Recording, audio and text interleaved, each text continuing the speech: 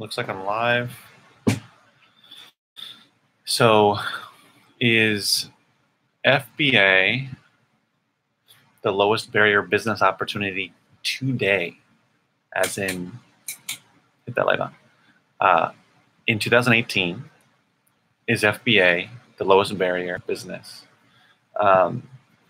Is it the least expensive? So, I don't know about every single business opportunity out there. Clearly, I don't know every single one, whether it's out in the real world, whether it's online, whether it's like FBA, where it's physical products, but then also dealing with the internet. So there's all different types of business opportunities. So clearly, I don't know every single one, but of the ones that I'm familiar with, and I'm familiar with a lot of them, and you can definitely let me know if you feel that there are others that are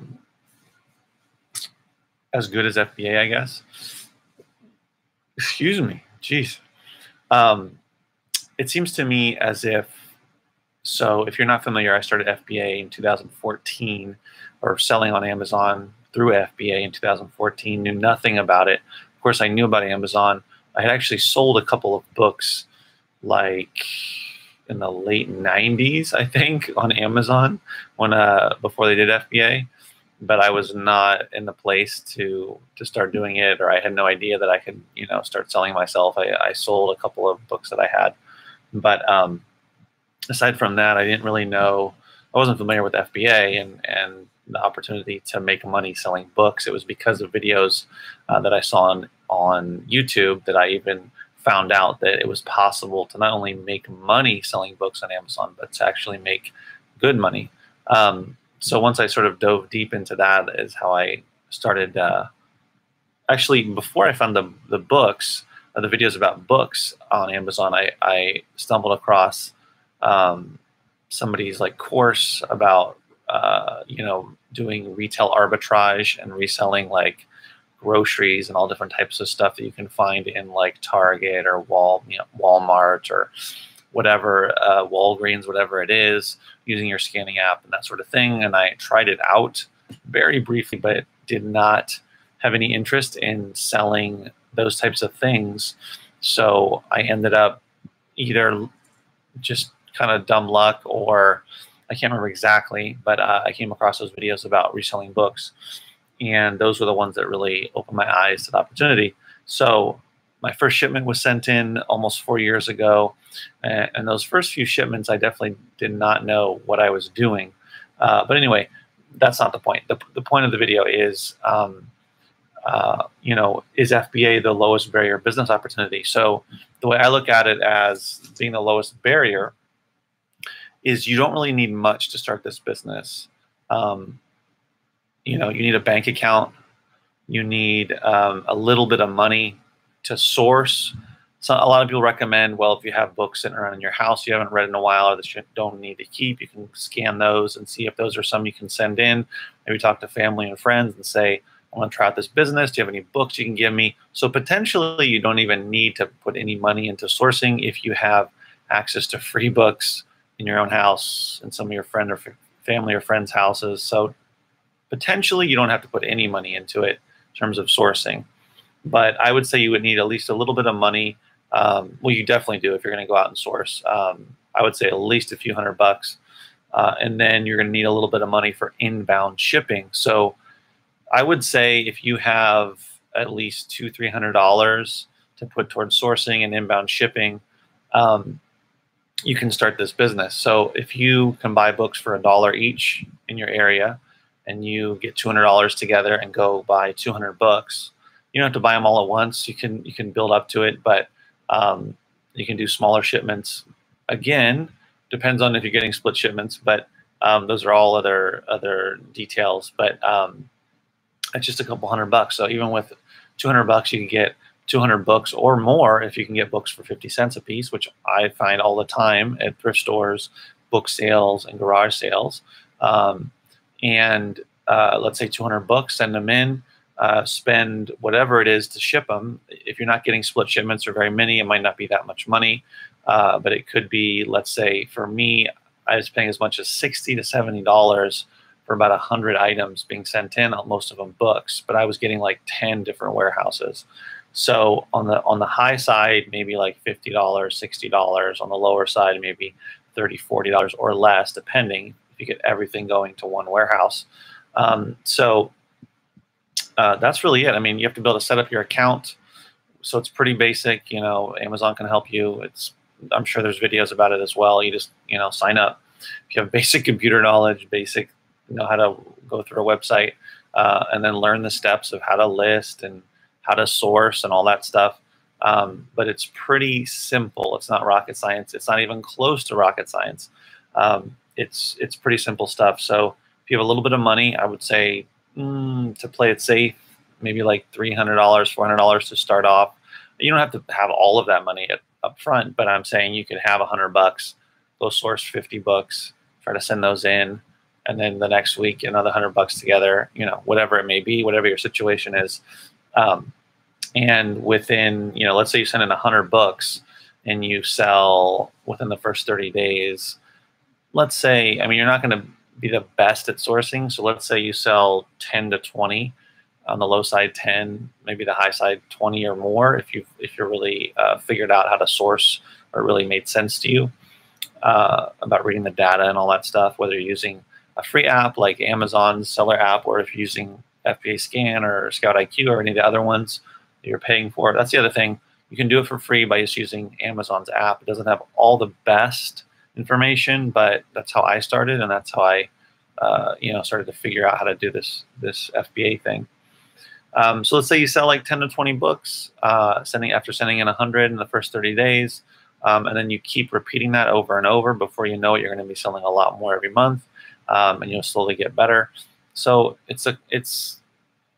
got this idea before I was going to make the video, because I was watching another YouTube video and there was an ad, and it was another guy I've never seen before, but I've probably seen dozens of these guys who do these ads on YouTube, and they're about all different types of business opportunities. And basically what they are is these are people selling courses, and if you're willing to spend money on their course, it's probably going to be pretty expensive. I can't imagine that it's like a $50 or $100 course. It's probably hundreds of dollars, if not more. But before you can even do the business that they're proposing, you have to spend the money on their course to learn this business, whatever it is. I've seen a lot of this drop shipping, affiliate marketing, you know, learn how to do local marketing in your community. There's a lot of course, there's, you know, multi-level marketing. There's all different types of stuff out there.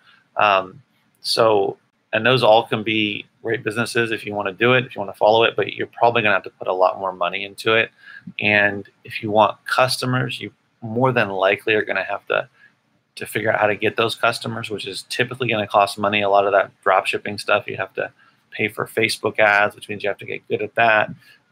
Be willing to put in, you know, however much a day, even if it's $5 a day, but you still have to put it in. So again, I'm not bashing these businesses. I'm just saying that I feel that FBA, even in 2018, even with the higher fees, even with now the long-term storage fees turning into new monthly fees, I still feel that FBA is, especially with books, as a way to kind of get in the door. Or if you like retail arbitrage, it's another way to go about it. I feel that it's pretty inexpensive, and it's pretty simple.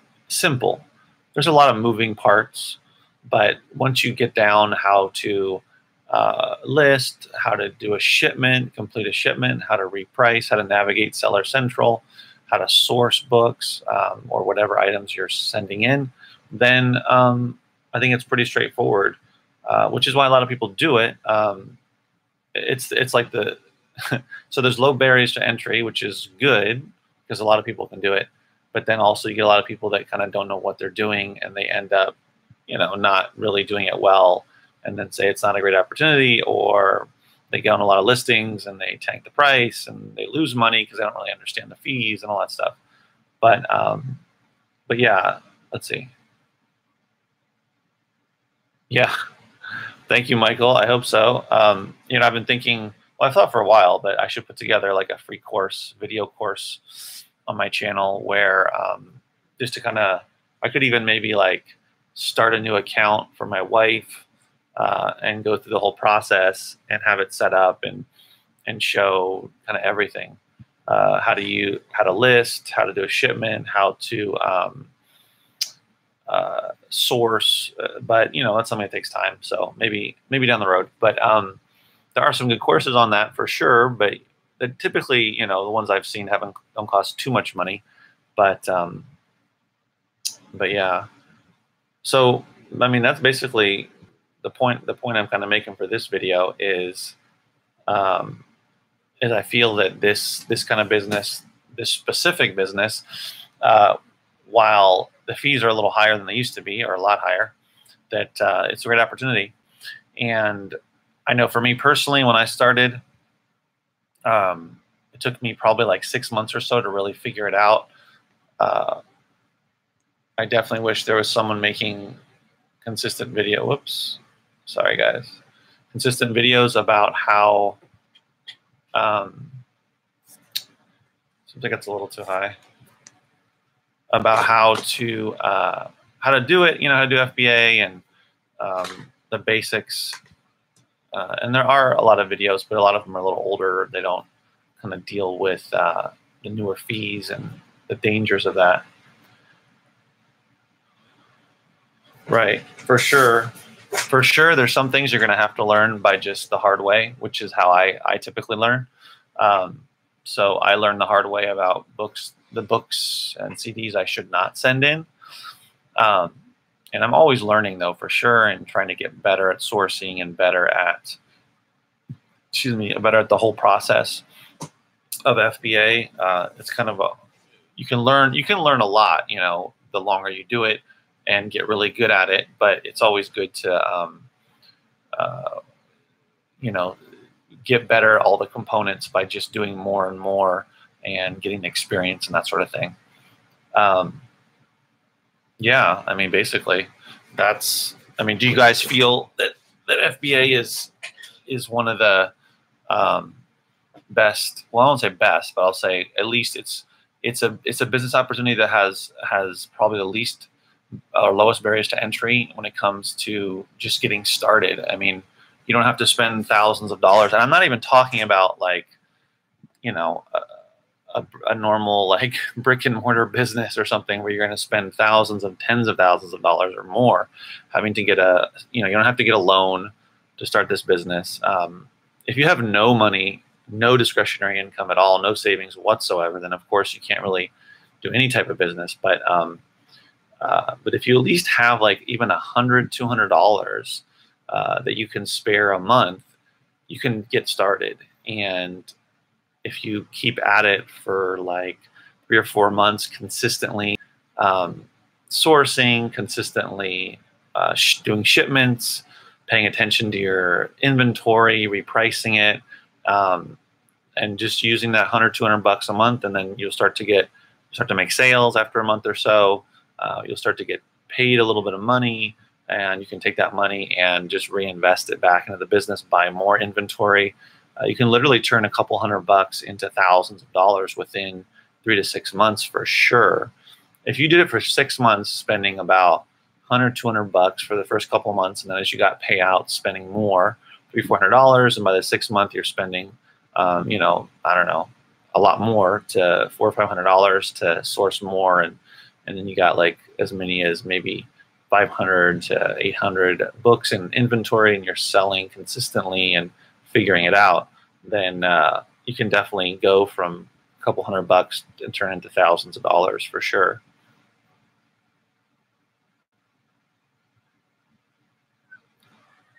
Mike says, less competitive now compared to last year. My guess is many sellers dropped out as I've seen less repricing wars and higher average sale prices.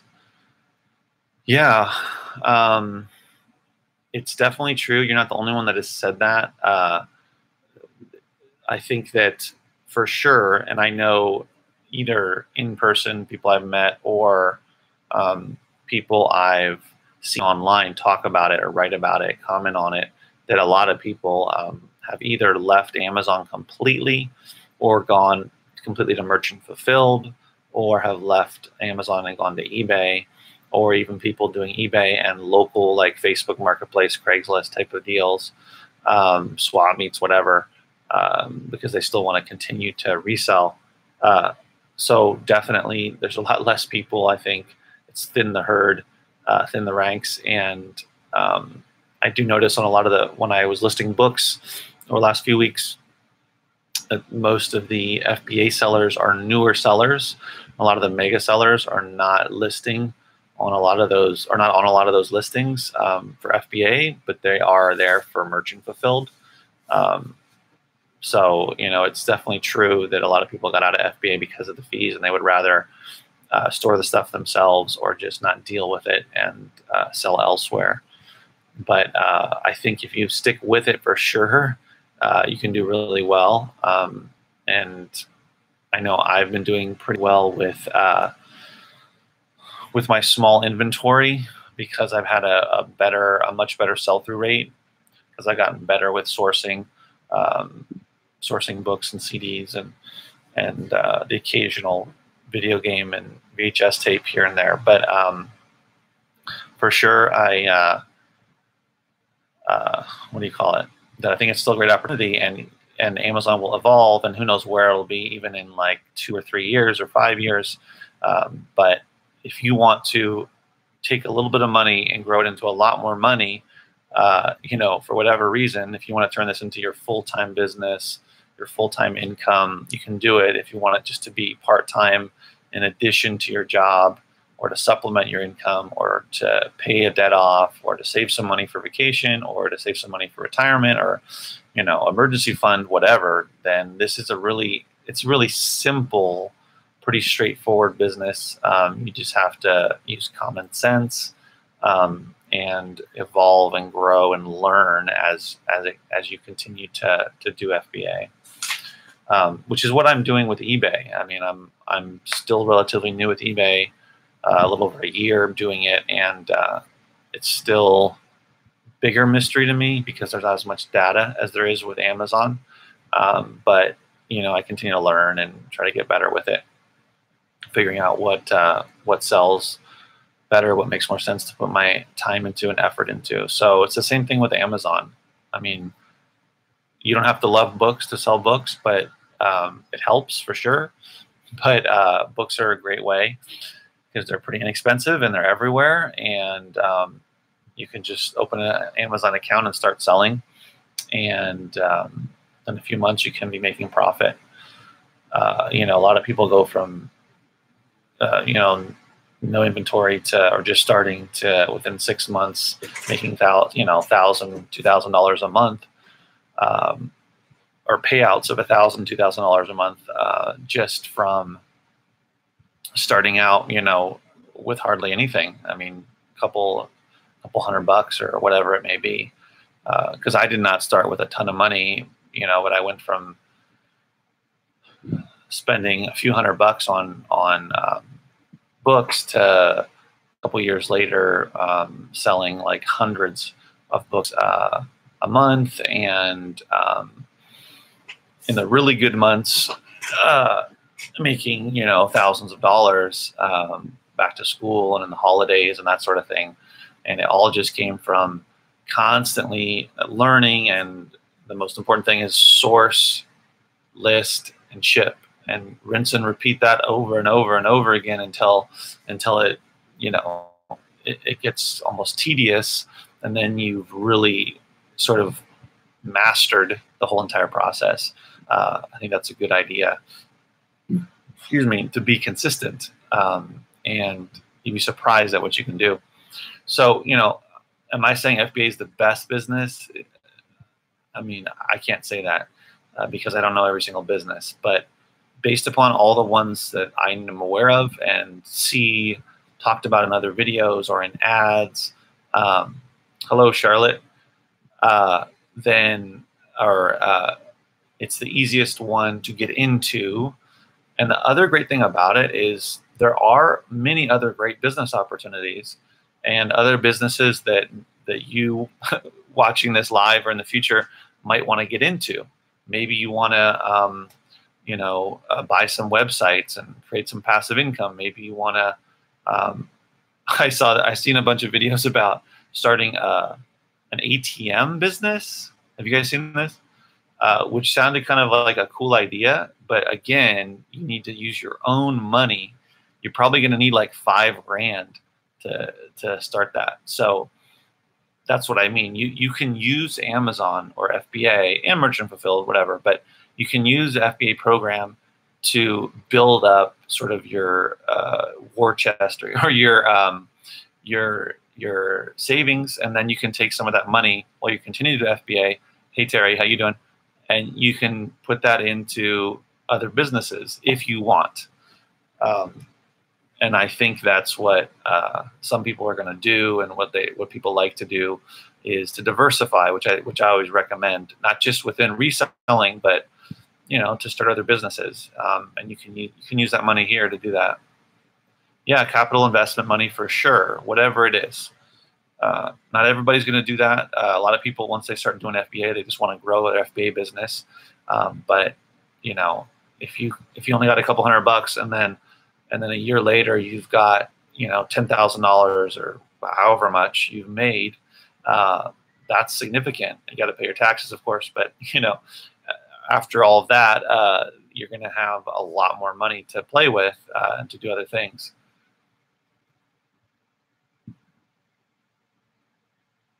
Affiliate marketing is close in terms of passive income / low cost business, but it takes a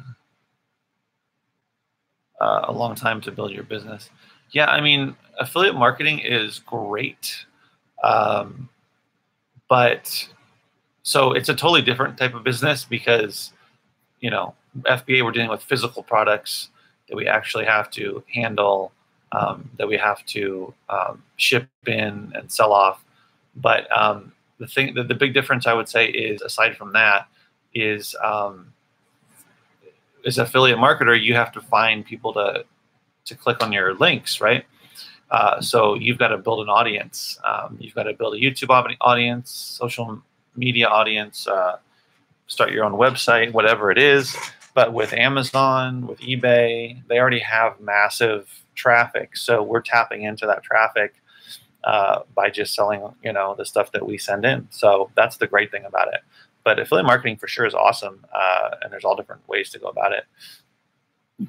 Janessa says, what about drop shipping? Currently think that I wouldn't be able to keep up with orders. You mean for Amazon? Just in general? I'm not too familiar with, I mean, I know what drop shipping is, but are you talking about for you mean just in general?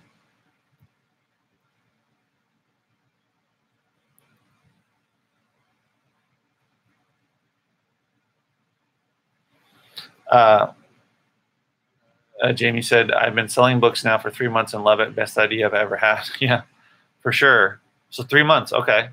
Well, that's fun. That's fascinating because it's so different now, Jamie, than it was like a few years ago.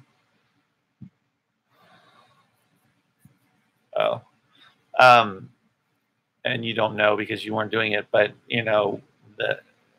it's good. I think it's a good thing to start now because there's nothing to compare it to. So you'll slowly see that Amazon likes to make their changes here and there. But I think it's good to start now because you get used to where the fees are, long-term storage fees starting soon, all that stuff. So kind of like you'll immediately be able to deal with that and navigate it and still be able to make money off of it.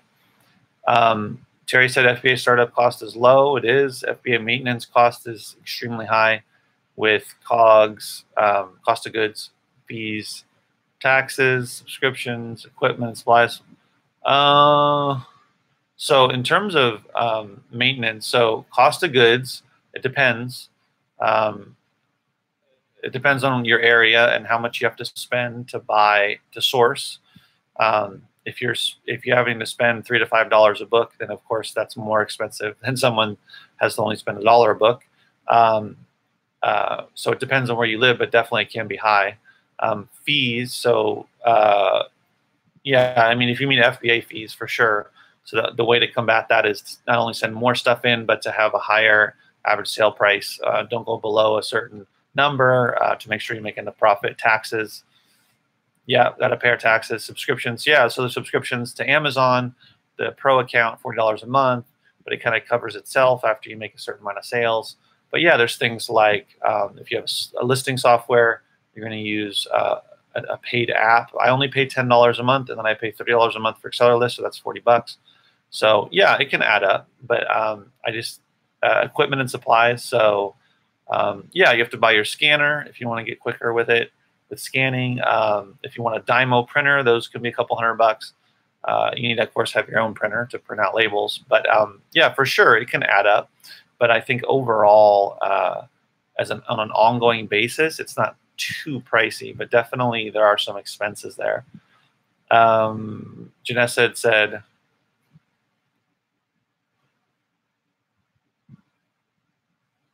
well, I'm sorry. Some people drop ship from Amazon. Oh, I don't know. I've never done drop shipping. Yeah, I'm not too familiar with it. Oh, thank you, Jamie. Thank you. It takes me, Charlotte says it takes me too long to get FBA shipment ready to go. Yeah. So even if all of your books or items were going to one warehouse, in the beginning, it can be really slow, which is why people like to use software, listing software, if you're not getting splits, because you can list it really quickly with a scanner like this type of scanner. You don't need it, but if they all have barcodes or most of them, you can go pretty quickly. So there's ways to speed it up, but for sure the listing and shipping process can be really slow. And now if you're getting a lot of split shipments, it's even slower, and it's a pain in the butt for me, for sure. I'm just trying to figure out ways to deal with that because I still want to send my stuff in and make money.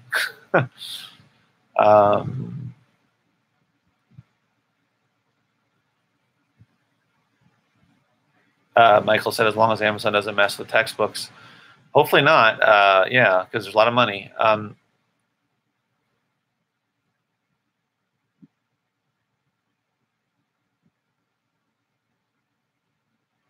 Oh, yeah, I'm sure. For sure. Yeah. I mean, Mark is talking about Avon and things like that. Yeah, for sure. And that's why I'm not saying because I don't know every business and not everybody's going to want to do that type of business. But for sure, there's definitely low entry businesses cost wise. You don't need to spend tons of money, for sure, definitely. But I think in general, compared to most businesses, even the ones that are based online, FBA is pretty inexpensive. But yeah, definitely there are a lot of business opportunities that do not cost tons of money, and you can get started. It just depends on if it's a type of business that you want to do. Charlotte said my last shipment went to 17 places. Oh man, yeah, that's crazy. I guess the thing that I would recommend is that you try to get a lot of items together. So instead of, I don't know how many books you're trying to send in that got split to 17 places, but if you're doing like 50 books, try to get like 200 together, and it will take a little bit longer. But 100 books, okay, yeah, 100 books to 17, that's insane. Yeah, I don't have the answer, but it's something that we just have to navigate sometimes. So what I do with an Acceler list is I have this holding area. So as I'm going through and I'm getting all these splits, you can put your item in the holding area, so it holds all the information that you put in, like the condition notes and the price and all that stuff, and the SKU, and then you can resubmit it later to see if Amazon will change the warehouse, which it doesn't always do, but it actually frequently does. Sometimes it'll just be stuck on a warehouse and it won't change it. But I do that to where that list will grow to like 20 or 30 books or CDs or whatever items. And then I'll go back through them through the holding area, and like half of them will go to different warehouses, or I'll get enough of them to go to one warehouse. I like to get at least 5 to go to one warehouse, and then, excuse me, and then I'll accept that warehouse. I'm not happy with that, but I would rather send it in and still make some profit than and just sit around in my house and have this pile grow. I have 150 ready now. I tried doing private mode on AcceleraList this time. We will see. Yeah, one book. That's crazy.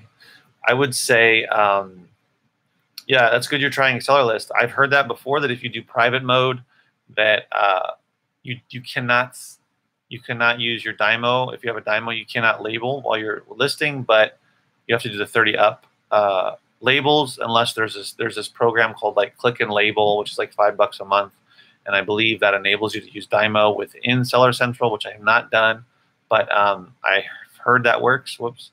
But then you would either do that or you would go in and do the 30 up labels, and then just have to go back and label the books based upon, put them in piles based upon which warehouses they're going to. But I've heard that the splits are either no splits or they're only like 2 or 3. And even like 3 splits for me would be amazing. That's why I think my next shipment, I'm gonna try private mode and see what happens. Whoa. The chat keeps disappearing.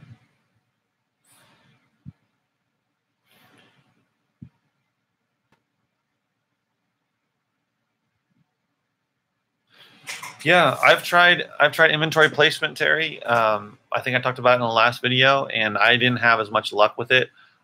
I'm willing to try it again. I didn't try it these last couple shipments, but I'll try it again. I think isn't it 30 cents an item unless it's heavier than like a pound or something like that. Then it's like 40 cents. But yeah, 3 would be great, Charlotte. So, Charlotte, when you say use your Dymo, you mean in private mode? Or are you talking about when you were doing it in live mode? And then Mark says, I've been selling books for Amazon, and it's getting harder and harder to make any money, slowly doing merchant fulfilled instead of FBA. Yeah, I mean, in private mode. Sorry, I'll get right back to you, Mark. But so you're doing private mode. So does it tell you which warehouse it's going to? Oh, hi. South London reseller. Have you missed much? Well, 32 minutes worth, but I'll just give you a quick recap. Is FBA the lowest barrier business? I think it is. I don't know every business, but it's cheap and you need a bank account. It's pretty simple to do. So that's basically the recap. But yeah, glad you're here. Sorry, Charlotte. What did I ask you? I forgot what I asked. So yes, in private mode. I'll have to try that out. Oh, it doesn't tell you the warehouse. I see. So then as you sticker them, label them, you're just like putting them up. Yeah. So then you're putting. It'll tell you. Now, does it tell you in AcceleraList or it tells you in Seller Central? And then what I heard is you just pile them in the order that you're listing them, which I guess would potentially can help in terms of the warehouses. I don't know. Yeah. Yeah.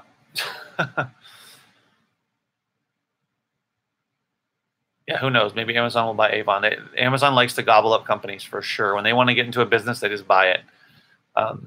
Okay, well, we'll see. Let me know maybe in another video if you're on there, because that's what I was going to try. I was going to try private, because then the only thing is, okay, so 2 things, right, for private.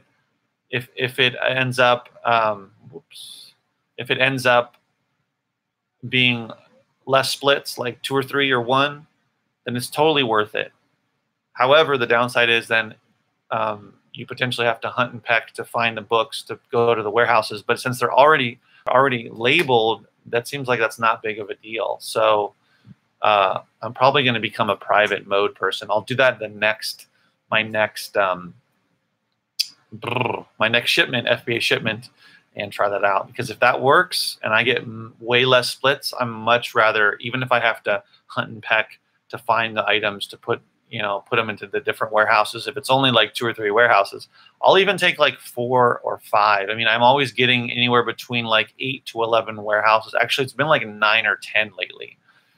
So if I even get half of that, 4 or 5, would be pretty awesome.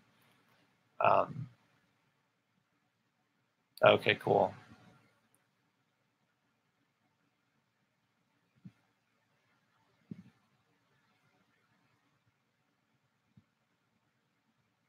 Yeah, for sure. South London reseller.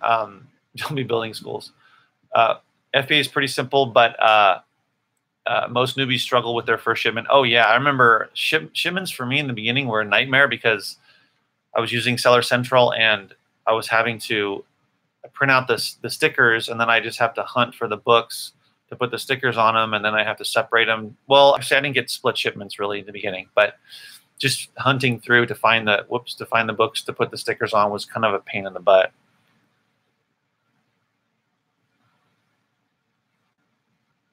Yeah, yeah. I mean, inventory placement is definitely an option if it's working. It didn't always work for me. It didn't always actually consolidate this shipments.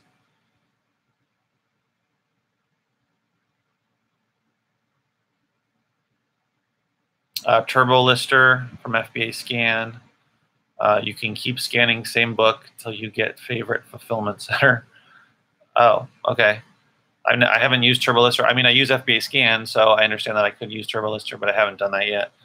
But I'm going to try, because I use AccelerList, I'm going to try private mode and see if that works. I think that'll be pretty awesome to be able to cut my. I mean, if I can cut my inbound shipping in half, that'd be pretty incredible, and save the time. The other thing that takes so much time, it's not just the money. It's the time that I have to put into then putting together like 8, 9, or 10 different shipments.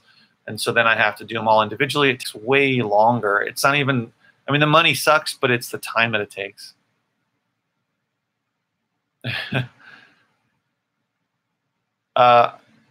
Mark said, I think your strategy of using eBay is very smart. Thank you. I assume you're talking to me.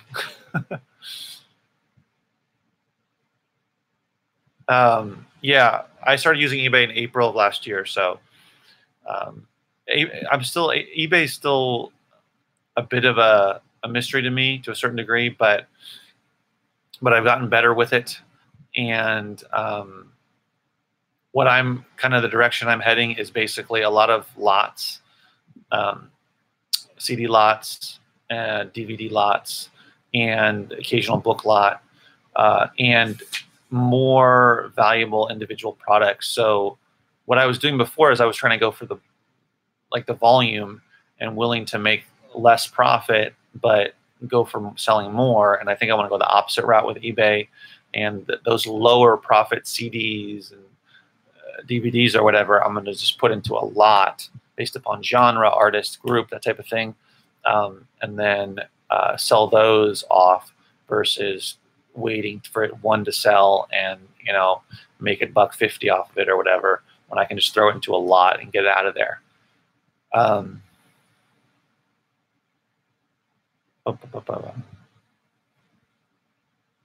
Charlotte says she's a newbie and just trying to learn what is best. Yeah, for sure. I'm going to try out private next time. Yeah, Caleb Roth is got his fingers in all different types of stuff. I mean, he's the one behind Scout IQ app. He's the one behind that Excel spreadsheet, the tracking, listing and tracking Excel spreadsheet. He's also behind that eFlip software to flip books off of Amazon from merchant fulfilled to FBA. So for sure, like, he's way in there with all that different type of stuff. And he also resells, and he has his blog. Yeah, I'm not. I mean, I've used Excel, but I'm definitely not I'm like an amateur when it comes to Excel. So, and that's probably why I haven't used that, is because I just don't want to have to hassle. But AccelerList has been good so far. I also use GoDaddy, the bookkeeping for GoDaddy, which keeps track of Amazon and eBay profit for me, which will be helpful when it comes to doing my taxes. Yeah, for sure. Yeah, GoDaddy's good. It's like $10 a month. Oh wait, I can't remember how much it is. I think it's $10 a month. I forgot. But yeah, it just pulls in Amazon. I don't know where they come up. Well, anyway, it shows me the profit so far, my profit, total income, total expenses. There's way more stuff that I can do with the GoDaddy bookkeeping that I'm probably not utilizing, but it's pretty powerful. Cool. So you got, there's 14 of you here, which is awesome. Feel free to ask a question or comment or whatever. But we're about 41 minutes in. If you guys don't have questions, I was going to do this. Let's see. I had this idea of at the end of videos to ask this question, to kind of pose like a, I mean, it's kind of like a silly question, but at the same time, whoops. I don't know what happened. The chat always disappears when someone writes something new. Scan lister. Yeah, definitely. I mean, I feel like everyone has their favorite software. Everyone has their favorite scouting app or sourcing app. Everyone has their favorite listing software, their favorite bookkeeping, tracking, whatever. I mean, we all have our favorites, and when you try one thing, when the first one that you try is not always the best, maybe, or the cheapest or whatever. But if you're comfortable with it and it's doing what you need it to do, then it's kind of hard to change it up. But yeah, I mean, a lot of people rave about ScanLister, and people rave about AcceleraList, and people rave about Inventory Lab. So it's definitely everyone has their different experiences and preferences and everything, and a lot of it has to do with what they used first. Oh, so when it comes to FBA Scan, I don't do the database. I do live, and I know whenever I say that, a lot of people say, "Well, why would you do that? What happens if you're somewhere and there's no connection and that type of thing?" And I just haven't had that issue. I've rarely had that issue. Knock on wood.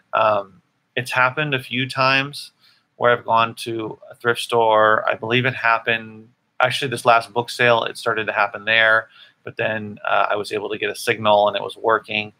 So I do not use the database, if that's what you're referring to, for FBA Scan.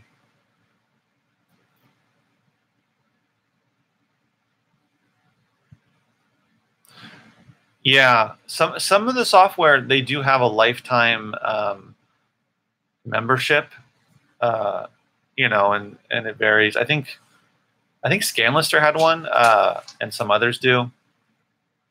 But for sure, I mean, would you rather pay $10 a month, so $120 a year, or pay like, I don't know, $300 for a lifetime subscription because you're going to be doing this for years to come? So yeah, I mean, it's a way that the people that own the software can make more money, get that constant income coming in, versus just selling a license, a one-time, one-off license.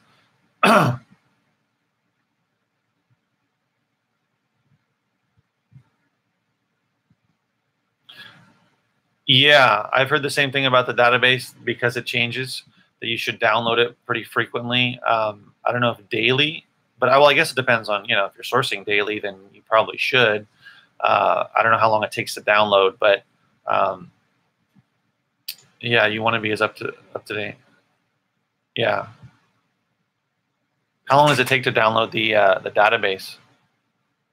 Does it take like minutes, an hour, or 10 minutes?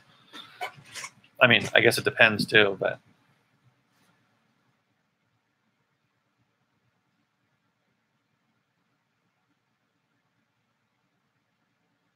Oh, 5 to 10 minutes. Yeah, depends on your internet or your phone.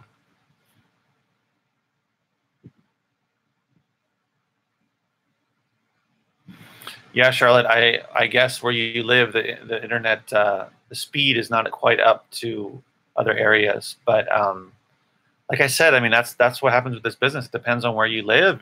Your experiences are going to vary, right?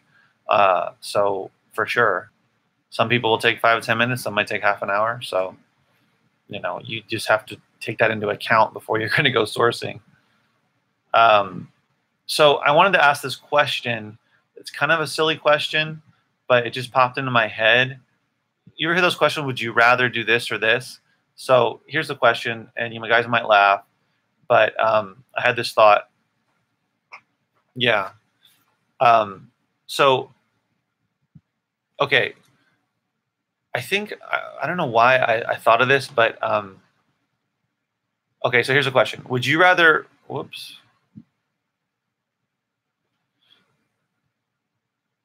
Yeah. Okay. So well, there's one vote for FBA Scan over Scout IQ. I've heard, yeah, Scout IQ kind of came on the scene out of nowhere, and just a lot of people were switching over to it. But so far, so the good thing about competition and about Scout IQ is it made FBA Scan better. The FBA Scan app is way better now when it comes to being able to write, or to, if you have to manually write in a title or whatever to look up something versus scanning it or saying it using your voice, then it's been a big improvement for sure. Scout IQ has really improved upon it. So here's a silly question. So would you rather run your own business? So let's say because we're in reselling, let's say, would you rather run your own business for 10 years, right? So doing reselling, it could be another business, but let's just say it's reselling, and know that after 10 years you will have $5 million in profit, 5 million, and then you can do what you want. You can retire, you can do whatever you want.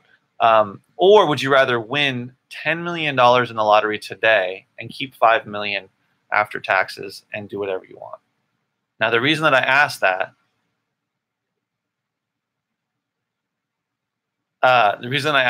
is, you ever see those people that win the lottery, like a lot of money, and then it like ruins their life? Okay. Terry says option B. It seems like so many people. See, I think that, okay, maybe 10 years is a lot, maybe 5 years. I don't know. But I guess my point is it's sort of the difference between you suddenly get all of this money that you didn't earn, you didn't work for. It's way easier to take it for granted and to just blow it than it is. Yeah, that's true. Than it is to work at building, your own pot of money, and then you're less likely to blow it or to take it for granted.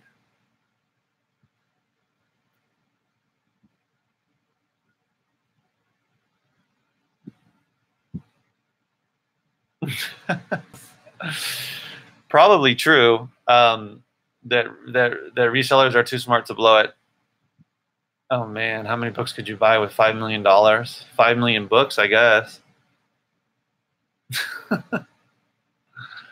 Oh man, it's so like, I mean, I know how, it's funny because I think like, oh yeah, I wouldn't blow $5 million. Like if I won the lottery, I mean, because I'm sure we all think about it. We see like, oh, the lottery's up to $200 million. The lottery's up to 50 million, 300 million, whatever.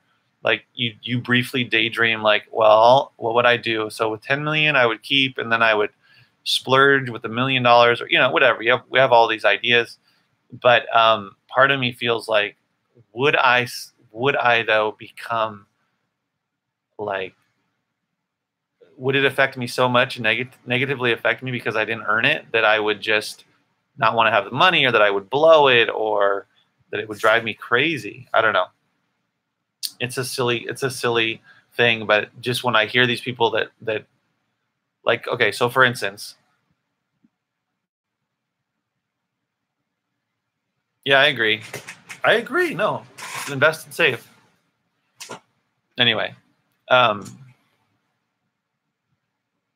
yeah, be fun to find out. there was this guy when I was a teenager, working as I worked at a pizza restaurant and delivered pizzas, and this guy lived up in the hills, and he had won the lottery. He had won like millions of dollars at a really young age, and he opted for the like 20-year, get paid a certain amount of money every year for 20 years kind of a thing, and he blew through his money, and he was kind of a weirdo. But anyway, Terry says the Amazon app doesn't show average rank. I think that its biggest weakness. Yeah. It only shows the current rank as it is. All third-party scanner apps have limitations with their data. Yeah.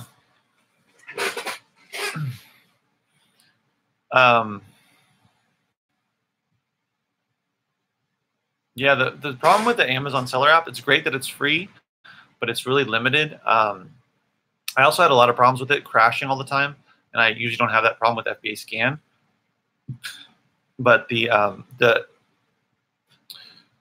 lack of information when it comes to the sales rank, instead of just having the current sales rank, having the rolling 3-month, 6-month sales rank is really helpful, and that's the number I really look at too.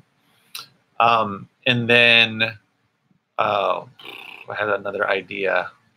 Oh, right, that you can't quickly look over at Keepa, or if you use Camel, where with FBA Scan, they have that quick graph that I can look at, and then I can click through to look at Keepa if I need, or what am I saying? Keepa if I need to.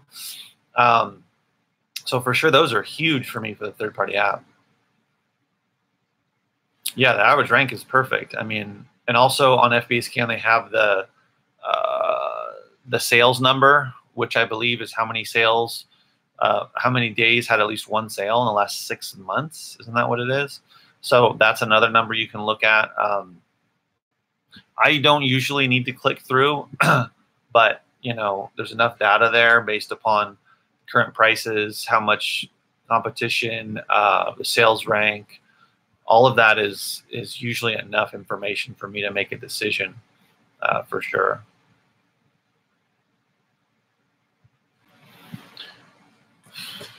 All right, guys. So I think my mouth is going dry. Tired of talking, but thanks for tuning in, guys. What's tomorrow? Tomorrow's Friday. I should make another video tomorrow, and I'm glad that we got up to as many as like 16 or 17 people watching this live, which is pretty awesome. I really appreciate it. It seems like the channel's growing and more people are tuning in. So I'm going to keep it on and make videos about all different types of topics that relate to Amazon and FBA and eBay and reselling and all that type of stuff. So if you're not subscribed, please do. And yeah, guru status. Oh man, I hope not. But we'll see. We'll see if the channel can grow. I'm just over 3,000 subscribers now. I'd love to shoot for 10,000. That'd be pretty awesome. Yeah, no problem. But yeah, we'll see. We'll see if I get to guru status. But thanks for tuning in, guys. And as always, remember, keep booking, guys.